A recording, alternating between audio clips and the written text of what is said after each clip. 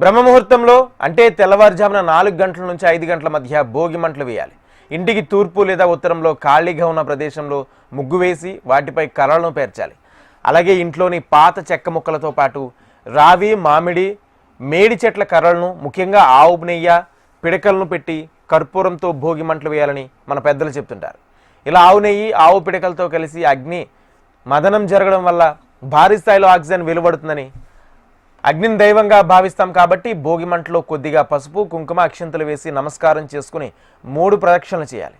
భోగి మంట దగ్గర ఒక బిందె నీళ్లు ఉంచి చివరలో ఆ మంట తగ్గిన తర్వాత ఆ బిందె నీళ్లను స్నానం చేసే నీళ్లలో కలుపుకుని ఇంటిల్లపాది స్నానం ఆచరించాలి.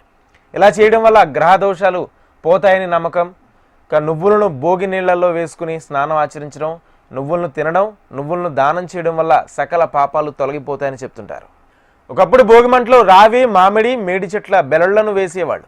అవి కాలినప్పుడు వచ్చే గాలి ఔషధంగా పనిచేస్తుందని చెప్తారు.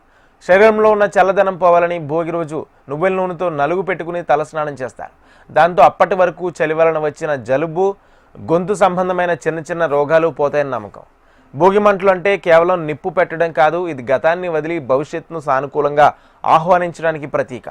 పాత వస్తువులు కాల్చినట్లు చెడు ఆలోచనలు వదిలేసి మంచిని ఆహ్వానించాలన్నది భోగిమంట ఇచ్చే సందేశం. అలాగే పాత వస్తువులపై మమకారం పెంచుకోకూడదన్నది ఈ భోగిమంటలోని అర్థం.